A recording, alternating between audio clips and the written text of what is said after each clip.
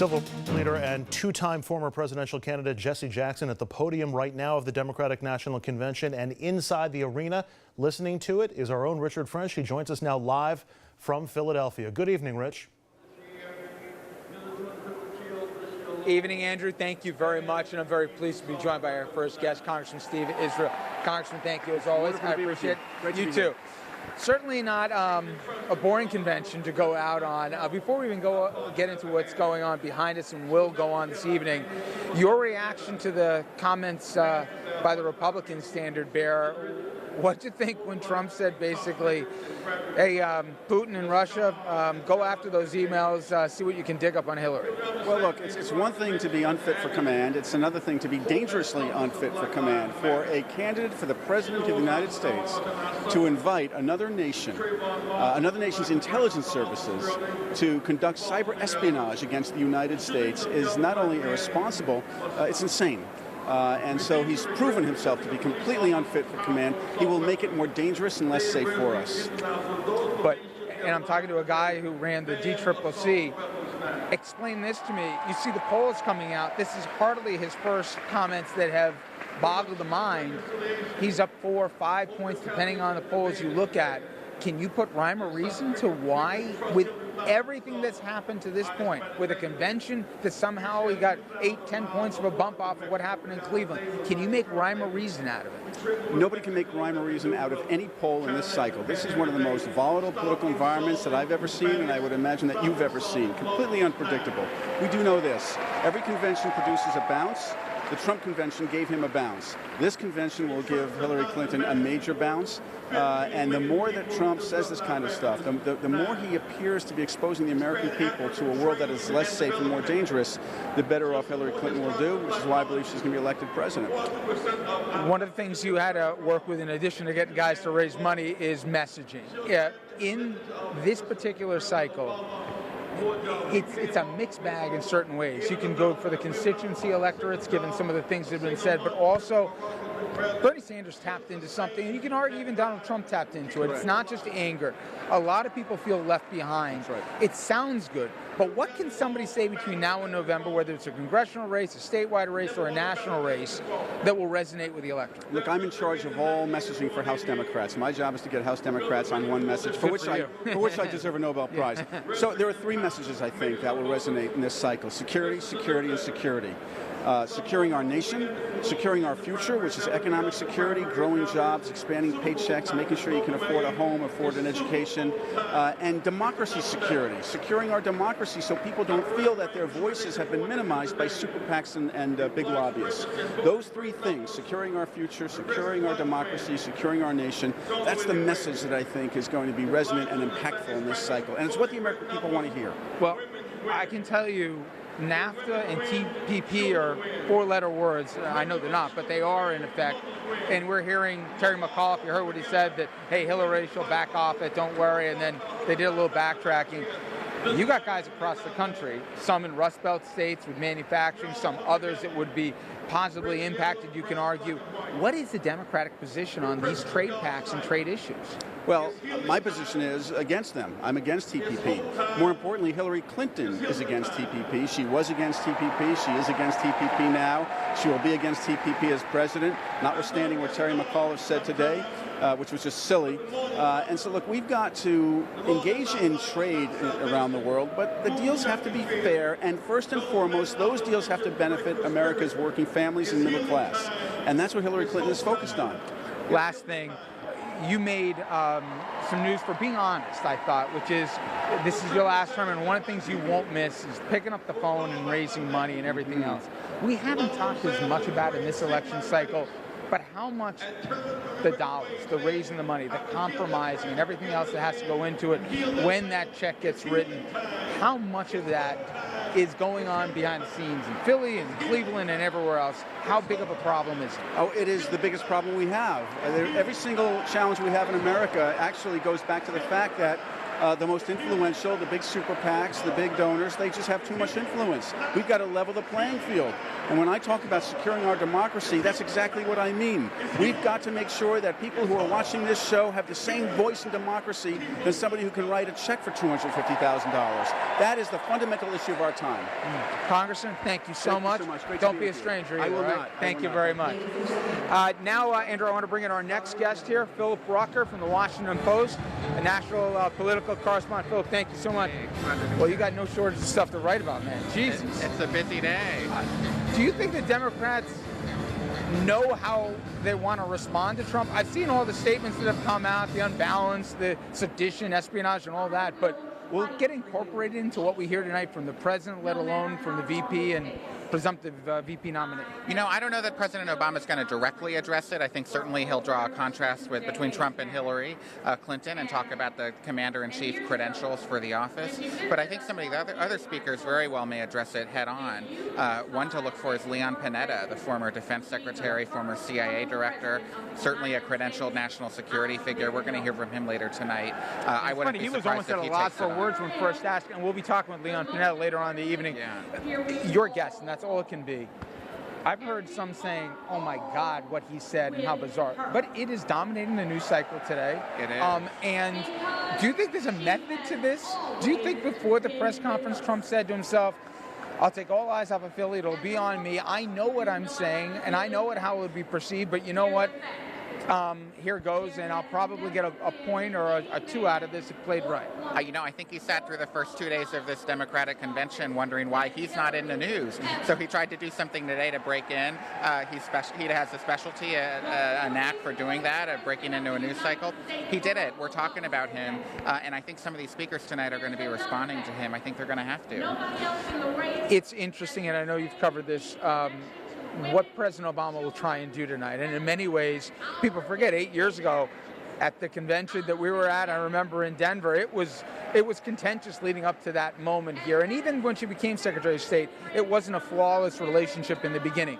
Whether there's mutual admiration, respect, or otherwise, they need each other, don't they? And will we hear that tonight from the president? What case will he make? They do need each other. That's exactly right. You know, he wants a legacy. He wants his legacy preserved. He wants the health care law preserved. The only way to get that in his mind is by having Hillary Clinton succeed in office.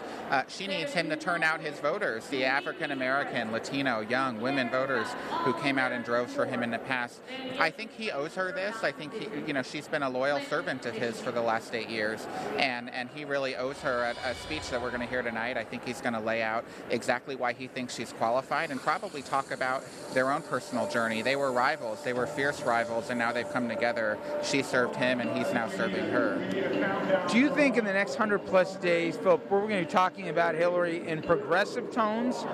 Because I can argue if that's the way she was going to go, why select the Virginia governor, who's certainly seen as a moderate?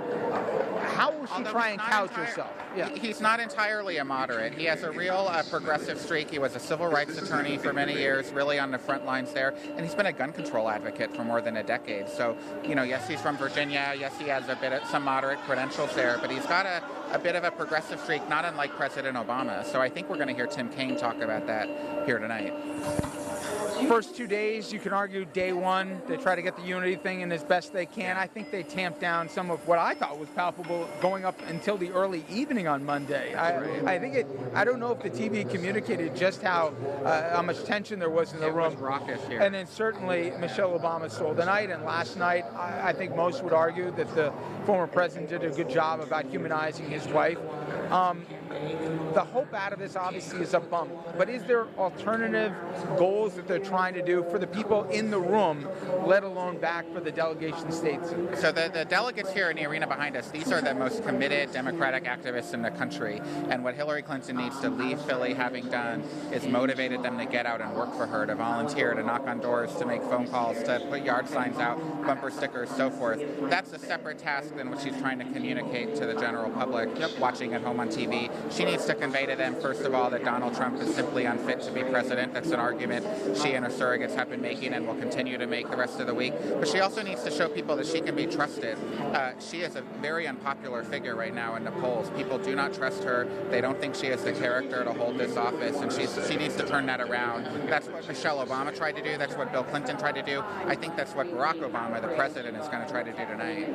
Phil, last question. I know obviously you've talked to a lot of folks within the Clinton campaign. The numbers that are out this week, and depending which ones you believe, no matter what, at best she's even. She's probably down 3-4 points. Yes, there'll probably be a bump out of Philadelphia. But do they believe they have the get out the vote, the infrastructure, the basically the game plan for 100 days out, that they're in good shape now? Or are they scared, that they never would have believed that they'd be where they are as we're almost into August? The Clinton campaign is preparing for this to be a neck-and-neck race all the way to the end. They absolutely think they have the superior organization, and I think any objective observer would argue that they do. They have a very sophisticated campaign. They use data metrics. On the other hand, Trump is a phenomenon this year. They didn't think this would be this close this late, right? They did not. I mean, I think they don't quite know what to expect from Trump. He had no organization virtually in the primaries, and he won. He beat candidates who had a much more superior ground organization like Ted Cruz. And so the Clinton campaign is doing everything they can right now to be ready, but they've not dealt with an opponent like this before, and we're going to have to see how it goes. Well, one of the issues we're going to talk about and hear about tonight from the stage is also law enforcement and that difficult relationship right now with law enforcement and communities of color. You'll be hearing about that. I spoke about that with Eric Holder, the former Attorney General, earlier. Well, thank you very much, Attorney General. I appreciate the time. I look back in 2009, you said we were a nation of cowards when it came to the subject of discussing race relations. Given how tense things have been, especially in the political climate, you feel the same way? I think we're better as a nation, but I still think that we have to find a way in which we talk to each other about these very difficult issues of race. If ever we want to get to a better place, we have to have these conversations, and then we have to build concrete action upon the words that we exchange with one another. Last week, I heard a candidate and certainly his surrogates talk about the Black Lives Matter as being divisive, even racist. Rudy Giuliani being among them. When you heard that, what was your reaction? I thought that's totally wrong. These are young people generally who simply want to make sure that they are treated fairly, equitably, and want to have a good relationship with the police. I think that's something that people tend to forget. There are going to be fringe people in any movement who are going to say things that are just awful, and that's not what Black Lives Matter is about. They're looking to come up with ways in which they can improve the trust relationship between people in minority communities and police officers. Speaking of police, you have police in your family. Obviously, you were the top law enforcement official in the land at one point. How difficult or how big is that divide? I mean, people can talk about the numbers, the crime rates are down, but you know the tension that's out there far better than we do.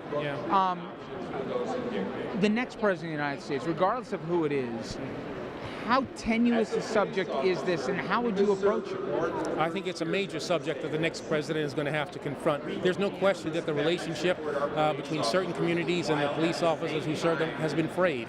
Our technological capability to record things has made very dramatic some of the instances that we've seen over and over again, and that's bred distrust. So I think that the next president is going to have to devote a significant amount of time, a significant amount of attention to trying to bring those communities of color and police together. How worried would you be if the commander-in-chief was Donald Trump? And we've seen some of the situations, sadly, whether it be Dallas, whether it be Baton Rouge. How worried would you be that we'd see an accelerant on a fire? I worry, I really do. Those situations require a person with a certain temperament, a certain ability to be sensitive to the issues that are going to be raised by both sides, an ability to navigate difficult issues and bring people together. I'm not sure that he has demonstrated that in his campaign. In our viewing area is Newtown, and I know you said it was the worst day you had on the job. Absolutely. We've spoken to so many of the families in the aftermath, and the amazing grace that they've had, but do they have a right to be angry that here we are in 2016, and maybe on certain state levels things have changed, but you can still get guns without background checks. People that shouldn't have guns are getting guns. Yeah. What should the next president be expected? Not try, but what should they expect to put political capital on the line to change on that subject? Let me start with your first part of your question. Those parents in Newtown should be very angry.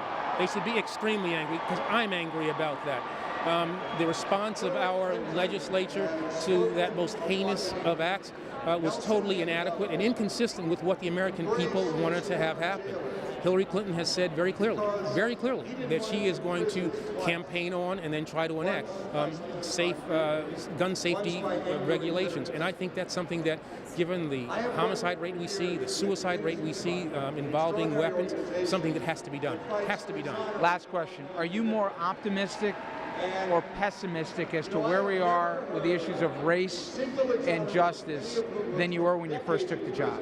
You know, that's a good question. I think I'm more optimistic. I mean, I think it's a difficult thing right now that we are going through. The conversations that we have, I think, are kind of painful. But in that famous 2009 speech that I gave, I said that was exactly the deal. It was going to be painful at first for us to get to the place where we needed to be. We need to have frank, painful conversations with one another, and that's the only way you can promote, ultimately, understanding. Attorney General, thank you so much. Thank you. Appreciate it. Our own Richard French doing yeoman's work at the DNC in Philadelphia. A reminder that our coverage begins live tonight at 9:30 p.m. And up next, we'll speak to Howard Dean about the state of the Democratic Party and why the party has moved left.